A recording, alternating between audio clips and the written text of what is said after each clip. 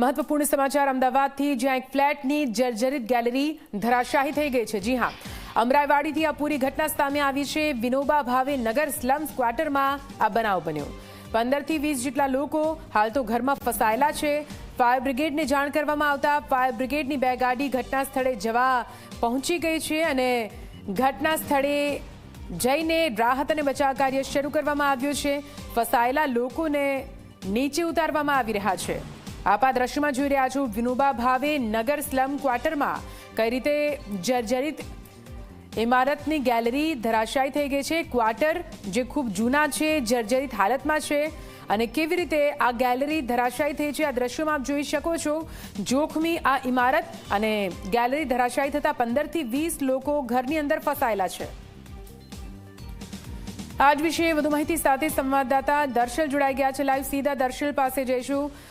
દર્શલ, જર્જરિત ક્વાર્ટર હતું અને તેની જે ગેલેરી હતી તે ધરાશાયી થઈ છે, ક્યાંની આ પૂરી ઘટના છે, શું કઈ વિગતો સામે આવી રહી છે?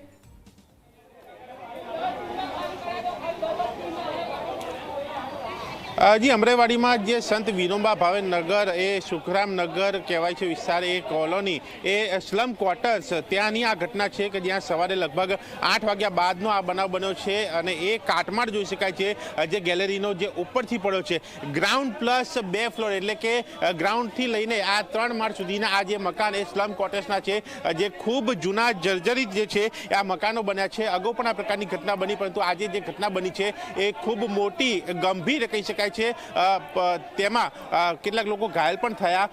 સદનસીબે કોઈનું મોત કે એ પ્રકારની ઘટના નથી, પરંતુ જે ઘટના બની છે એ પણ મોટી છે, કારણ કે જે પ્રકારે આ ક્વાર્ટર્સની હાલત જોઈ શકાય છે કે જ્યાં એ છતમાંથી બહાર નીકળેલા સળિયા દેખાય છે અને આ તૂટેલી એ ગેલેરીનો ભાગ, સૌથી પહેલા એ બીજા માળની ગેલેરી પડી, એ ગેલેરી એ પહેલા માળે પડી અને એ આખો કાટમાળ નીચે આવ્યો। આ ઘટના બની એ સમય દરમિયાન જે લોકો હાજર હતા તેમાંથી કેટલાકને ઈજા થઈ। તે બાદ જે લોકો મકાનમાં ફસાયા, લગભગ 40 જેટલા લોકોનું ફાયર બ્રિગેડ અહીંયા રેસ્ક્યુ કર્યું હોવાની હાલ વાત મળી રહી છે। હજુ પણ કેટલાક લોકો પોતાના ઘરમાં છે એ મકાન નથી છોડી રહ્યા, કારણ કે એ ઠંડી વચ્ચે અને જ્યારે કોઈ વ્યવસ્થા ના હોય ત્યારે એ લોકો ક્યાં જાય એ પ્રશ્નને લઈને તેઓ મકાનમાં જ રહેવા માટેની એક ડિમાન્ડ કરી છે, જે બાબતે અહીંયા ઉગ્ર રજૂઆત જે છે એ પણ ચાલી રહી છે। જે આ બ્લોક છે, આ 12 નંબરનો બ્લોક કે જ્યાં ઘટના બની છે અને ત્યાં આ જે નોટિસ જે છે એ પણ અહીંયા મારવામાં આવી છે કે જાહેર ચેતવણી, આ મકાન ભયજનક છે। આ હાલની નોટિસ છે, પરંતુ અગાઉ પણ નોટિસો જે છે તે આ સ્લમ ક્વાર્ટર્સમાં આપવામાં આવેલી છે। રીડેવલપમેન્ટમાં આ ક્વાર્ટર્સની સ્કીમ જે છે લેવામાં આવી, પરંતુ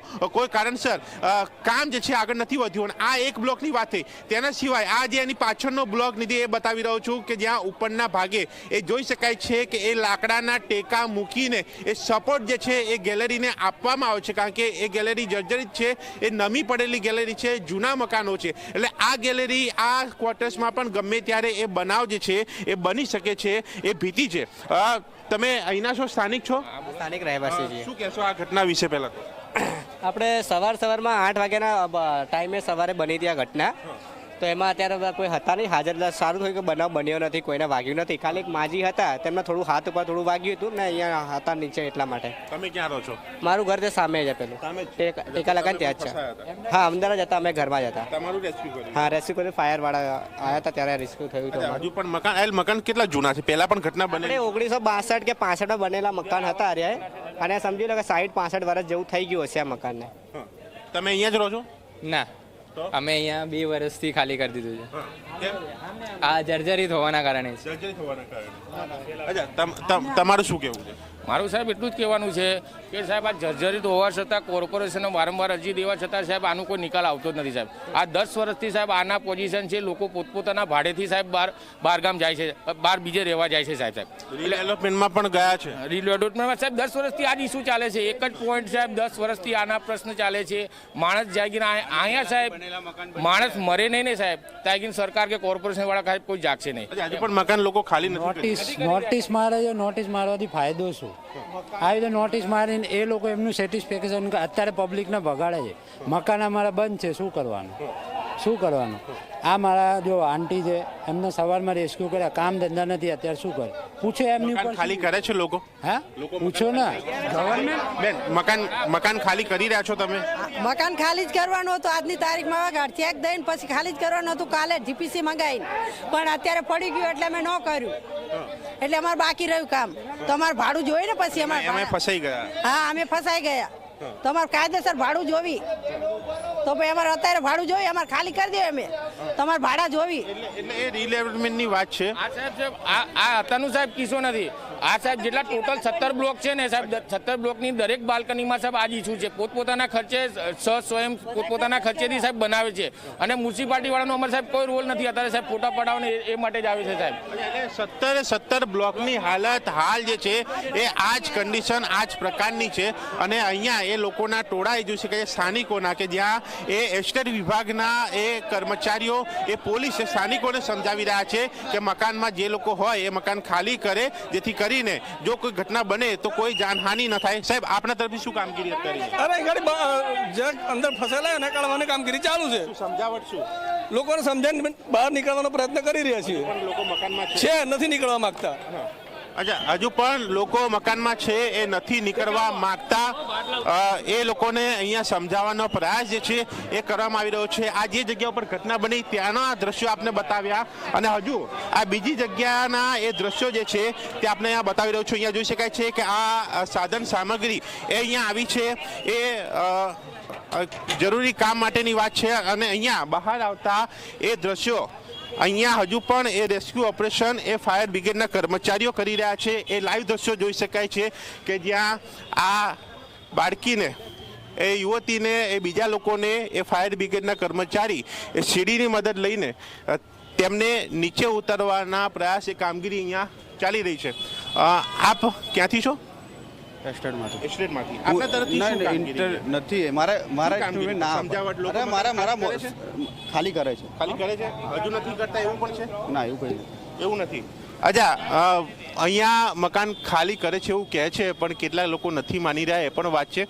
અને આ લાઈવ રેસ્ક્યુના એ વિડીયો એ દ્રશ્યો જે છે એ જોઈ શકાય છે. આ જ રીતે ફાયર બ્રિગેડે અંદાજે 35 થી 40 લોકોને નીચે ઉતાર્યા છે. હજુ પણ કેટલા લોકો મકાનમાં છે, કેટલા લોકો મકાનમાંથી નીકળવા નથી માગી રહ્યા કારણ કે તેમનું કહેવું છે કે બીજે મકાનની વ્યવસ્થા નથી.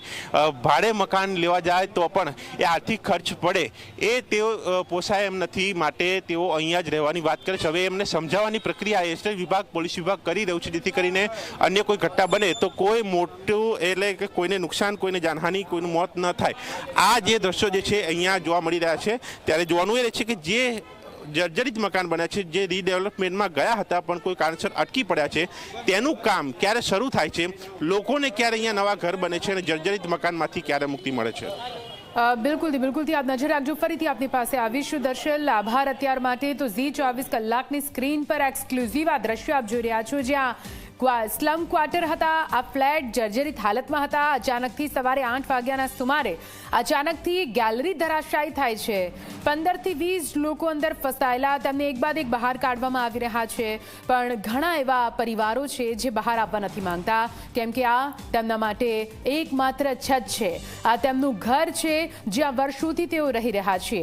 જર્જરિત હાલતમાં આ તમામ મકાનો છે પરંતુ તેઓ અહીંથી નીકળવા એટલા માટે પણ નથી માંગતા કેમ કે બહારના મોંઘા ભાડા તેમને પોસાય, તેમને પરવડે તેમ નથી. તેઓ જાય તો જાય ક્યાં તે સૌથી મોટો સવાલ છે. જો કે રાહત બચાવ કાર્ય હાલ તો ચાલુ છે. જેટલા પણ ફાયરના જવાનો છે ત્યાં પહોંચ્યા છે. તમામ પરિવારોને સમજાવવામાં આવી રહ્યા છે કે તેઓ બહાર આવે કેમ કે અહીંયા રહેવું જ ભયજનક છે. ચેતવણી પણ લગાવી દેવામાં આવી છે છતાં પણ આ લોકો માટે કોઈ વિકલ્પ ન હોવાને કારણે તેઓ પોતાનું ઘર છોડવા માટે તૈયાર નથી.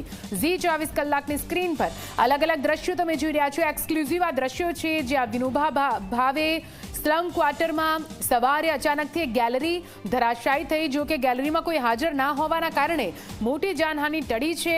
આ લોકો અહીં રહેતા તમામ લોકો માટે ગેલેરી જ આવવા જવાનો એકમાત્ર રસ્તો હતો.